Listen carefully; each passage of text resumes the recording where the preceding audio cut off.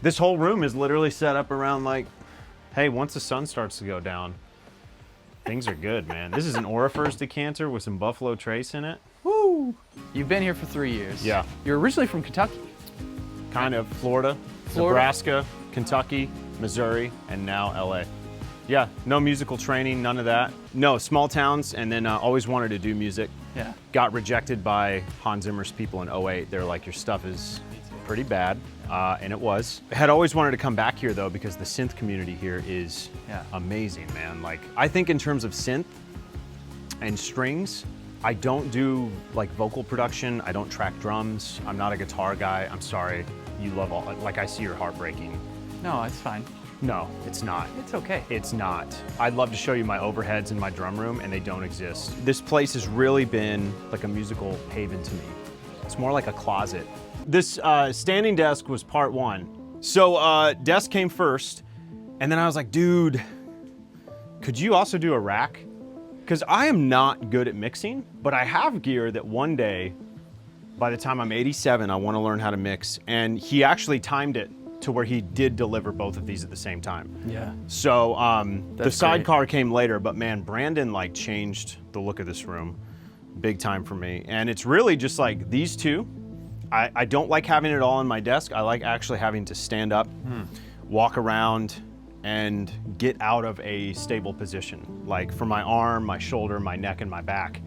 I don't want to be hunched over here and just like reaching around.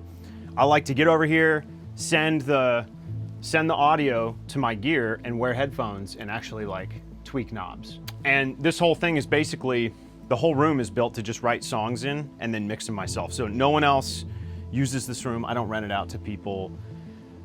Like I'll occasionally track soloists in here. Yeah. But I'm not very good at it. So occasionally I'll bring in engineers if we have to do vocals or something like that. Someone who actually knows how to use this. And then I actually just watch what they do. And then I take notes.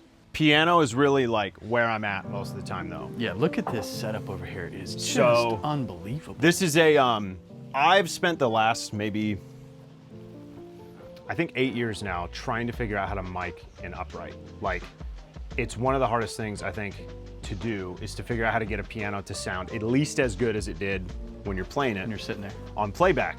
And what I've landed on is ribbons have to be the soul of the sound.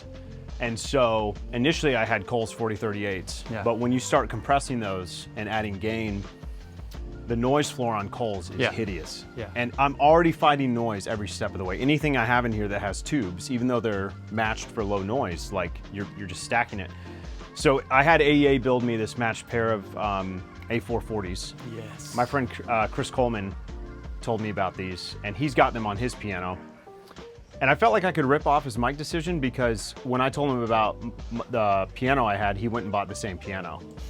So now like 6 of us all have the same piano, and now people are starting to get 440s because you can just crank these things. That you can phantom power them, you can crank them, no noise. I mean, you have to like get an instance of Pro Q3 and boost those highs by like 30 decibels before you start hearing hiss. Yeah. And what I like being able to do is just have them on my latch leg here and change them around in terms of height. That's like a Decatree bar. Pretty much, yeah. AEA's 1 meter long stereo bar. Wow. And yeah, you can just slide your mics around. And then I've got condensers here as well. Because if you don't have anything close and you're only getting basically where your head is, the piano sound can be really smooth and jazzy and kind of washed out here.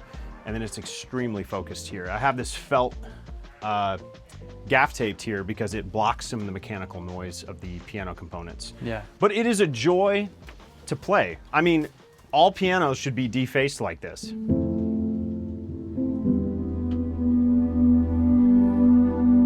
We're triggering the Oberheim. I love it. Oh, it's also my MIDI controller. That's why it's doing that. Yeah, yeah. So under here is the piano scan system. Oh, looks like you just pulled your front tooth out. Well, this is my security system. Before I travel, I bring my piano keys with me so that no one can steal my piano. And if they do, they'll go, it's missing a tooth. So it's got the piano scan system in here, which is a bar that runs along here, and it captures note value, note velocity, sustain, It's got this beautiful felt pedal on here as well, so you can just, you know, that's without.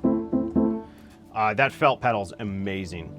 So yeah, the Boston is my MIDI controller, and occasionally I'll have friends in here. We'll be sipping bourbon late at night. Someone will sit down and start playing. And initially they're just hearing the piano, and then I'll bring in like the Prophet 10 or the Andromeda or something from Omnisphere under them. So no latency. It is not a playback piano yet, so I don't send MIDI to it. Right. And the reason I don't want to do that is it's 10 grand to do that, and I'll get lazy and stop learning how to play the piano. Yeah. So if I just send everything to the piano, I actually want to learn. So yeah, this whole room is really like, I feel like life only about work, only about audio is so boring, because we're working to make music so that we can all enjoy our lives. And what I don't want to do, and what I didn't want to do, was move here and become a workaholic. I wanted life to be way more relaxed, and my wife is an incredible cook. So our whole vibe here is like, let's have people over, we'll make some music, but then like, let's eat. You know what I mean? Let's get some wine decanting. Let's get let's enjoy life. Like, I'm not gonna wait until I'm 80 to start enjoying the quality of life. I don't think any of us want to do that. So it's great to get in here and get some focused work done, but at the end of the day, like, it's beautiful out here. Appreciate it. Bring it in. I want to hug.